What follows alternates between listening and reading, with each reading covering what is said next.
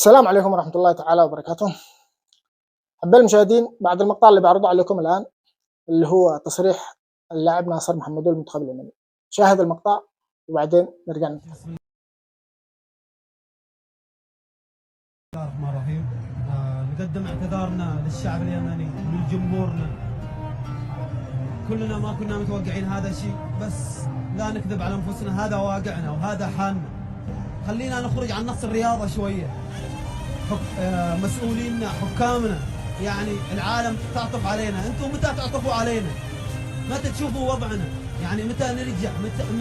متى نحس عندنا دوري، لاعبين محترفين باماكن بدول الخليج وبغيرها؟ يعني والله تعبنا من هذا الحال. واصل واحنا نقدم الاعتذار، صحيح نقدم الاعتذار، هذا حالنا. لاعبين لاول مره يلعبوا بطوله، احنا ما جينا للمنافسه، ليش نكذب على انفسنا؟ احنا جينا لاعداد لاعبين شباب لاول مره، لاعبين ما لاعبين دوري. لهذا نقدم اعتذارنا لجمهورنا. حاولنا نسعدكم، حاولنا نقدم شيء ولو بسيط لاسعادكم، بس الحمد لله هذا واقعنا وهذا حالنا. طبعا يا شباب كلكم شفتوا المقطع. اتمنى من الجهاز الفني من الاتحاد بعد كذا انه يعني خلاص، مثل ما قال اللاعب ناصر، لا متى بنقيس نعتذر، لا متى الجمهور ما تقدرش تطمح تحلم، لا متى مثل الجمهور اليمني يعني بيفرح وبيكون له يعني يحس بالمنافسه. متى ممكن تتكلم عن محللين لك فريقي بيفعل ومنتخبنا بيفعل ومنتخبنا بيفعل؟ انا اعتقد محتاجين نحن نتكلم بهالطريقه، كل ما نجي تتكلم عن منتخبك ايش تاريخه. فهذا للاسف تحوز في الناس المنتخبات الان المجاوره، المنتخب السعودي، المنتخب البحريني، المنتخب الاماراتي، القطري، تشوفهم يعني في تقدم في تطوير في الكره حقهم، في يعني بدأوا يطمحوا بحاجات اكبر، بدأت تطمح انها مش تتأهل بس كاس العالم، تطمح انها تحاول تنافس في كاس العالم. واحنا للاسف ما زلنا نحلم ان احنا نخرج ب3 نقاط في كاس الخليج للاسف بسبب الامكانيه. لازم اللاعبين يحتكوا، لازم اللاعبين يلعبوا. لما يكون في معانا بطوله لازم يلعبوا مباريات وديه. لا تقول ليش مباراه مع نادي درجه ثانيه قبل البطوله باسبوع، هذا كلام فاضي، هذا كلام فاضي للاسف.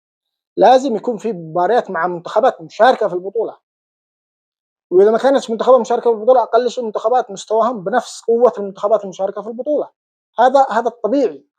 مباراه مبارتين 3 4 5 لازم، عشان اللاعبين يحتكوا، تقدر بعدين المدرب يشوف منو اللاعب الجيد السيء. لانه في التمرين انت ما تقدرش تحكم على اللاعب. في بعض اللاعبين في التمرين يعني في المباريات تقسيمه في التمرين يظهر باداء خرافي وتقول هذا هو اللاعب. تجي في المباراه الفعليه شخصيته ضعيفه، في المباريات الرسميه شخصيته ضعيفه فيظهر باداء سيء. لكن تعال جيبه في التقسيمات مباراه ما شاء الله. فلازم مباراه وديه مع منتخب دولي، منتخب كويس، منتخب عنده امكانيات يقدر يظهر امكانيات فريقك. فهذا اللي نتمناه فعلا من الاتحاد. نتمنى بعد كذا ان احنا نظهر بصور احسن من كذا. عندنا لاعبين والله كويسين في المنتخب الاول، اتمنى تطعيم بلاعبين من منتخب الشباب. في لاعبين جدا كويسين في الشباب، ليش ما تمش تصعيد لاعبين منهم؟ زي فيصل معروف مدافع، انا اعتقد المنتخب اليمني محتاج مدافع. زي عبد الرحمن الشامي لاعب جدا كويس. في المحور حسن الكوماني لاعب ما شاء الله. يعني ليش ما تمش تصعيد هذا اللاعبين للفريق الاول؟ لاعبين باعمار مناسبه، بدنيا كويسين. فلازم اللاعب مش لازم يطلع من المنتخب الاول قد عمره فوق 27 سنه.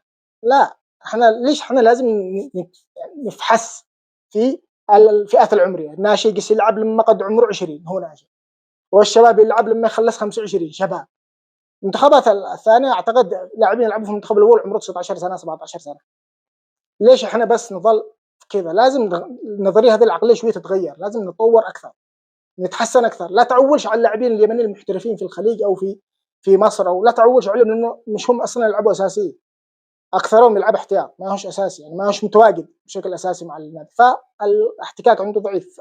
اعتقد اللاعب اليمني المحترف في الخليج يتمنى يلعب، لو في دوري يمني يتمنى يرجع اليمن، بيلعب وبيظهر باداء اكثر وبيكون له اسم وكاريزما وشخصيه.